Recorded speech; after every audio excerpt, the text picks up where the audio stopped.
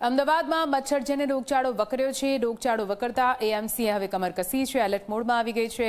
વધતા રોગચાળાને જોતા મ્યુનિસિપલ હેલ્થ વિભાગ સક્રિય થયું છે। બાંધકામ સાઇટ પર સઘન ચેકિંગ હાથ ધરવામાં આવ્યું। મેલેરિયા, ચિકનગુનિયા, ડેન્ગ્યુના મચ્છરોનો લાર્વો શોધવા કાર્યવાહી કરવામાં આવી રહી છે। લાર્વા શોધવા માટે હાલ તો આ કાર્યવાહી જ્યાં ખાનગી બાંધકામ સાઇટ પર અનિયમિતતા સામે આવી છે। બાંધકામ સાઇટ પરથી મળી આવ્યું છે મોટા પ્રમાણમાં બ્રીડિંગ। વિવિધ પુરાવા મેળવી દંડ અને સીલિંગની કાર્યવાહી પણ હાથ ધરવામાં આવશે। ખુલ્લા પ્લોટ અને મેદાનમાં ભરાયેલા પાણી અંગે એમસીનો નવતર પ્રયોગ સામે આવ્યો છે। પોરા ઉત્પન્ન થતા રોકવા ઓઇલ મિશ્રિત સૂતળીના ગોટા પાણીમાં ફેંકવામાં આવી રહ્યા છે। આ સૂતળીના ગોટામાંથી ઓઇલ છૂટું પડી પાણી પર લેયર બની જાય છે, જેથી પાણીમાં રહેલા મચ્છરના લાર્વાને ઓક્સિજન નથી મળતો અને તેના કારણે આ લાર્વા ત્યાં જ પ્રતિબંધિત થઈ જાય છે।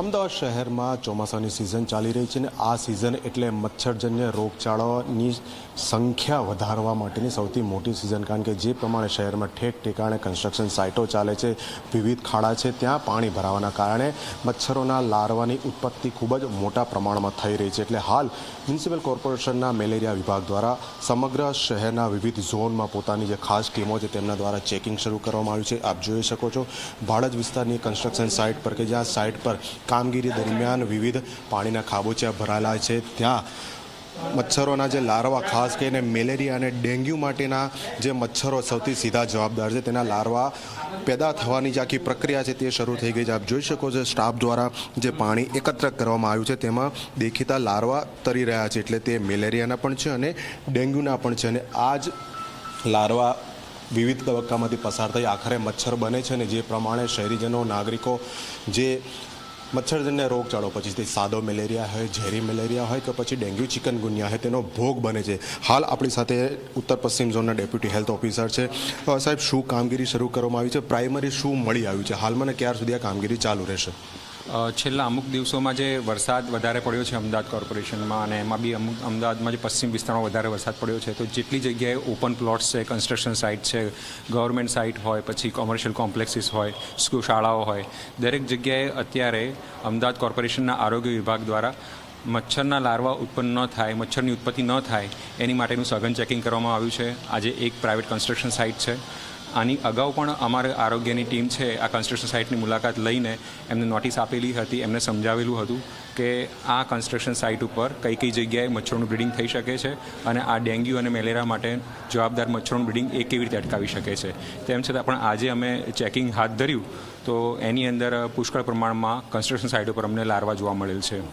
સર, સાથે જ આપણે બલ્ક લેવલે જ્યાં લાર્વા મળ્યા હતા એના માટે આપણે એક ઓઇલ બોમ્બ પણ એક પ્રયોગ કરી રહ્યા છીએ। એ શું વિષય છે, કઈ રીતે એનો અમલ થાય છે? મુખ્ય હેલ્થ વિભાગનો જે મુખ્ય હેતુ છે કે કોઈપણ જગ્યાએ પાણી ભરાય તો એ જગ્યાએથી, જેમ કે આ જગ્યાએ કન્સ્ટ્રક્શન સાઇટ પર જે જગ્યાએ પાણી ભરાય તો એ જગ્યાએ આપણે એમએલઓનું એટલે કે ઓઇલનું છંટકાવ કરીને એ આપણે મચ્છરોનું બ્રીડિંગ આપણે નાશ કરતા હોઈએ છીએ।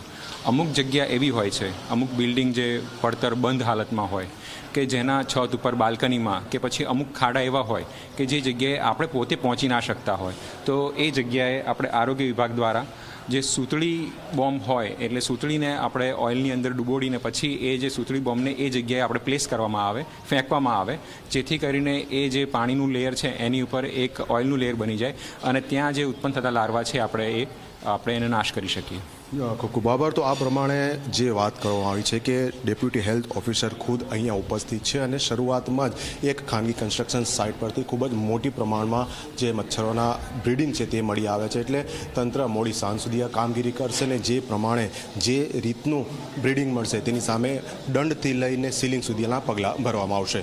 કેમેરા પર્સન અમિત મકવાણા સાથે અર્પણ કાયદાવાલા, ઝી મીડિયા, અમદાવાદ।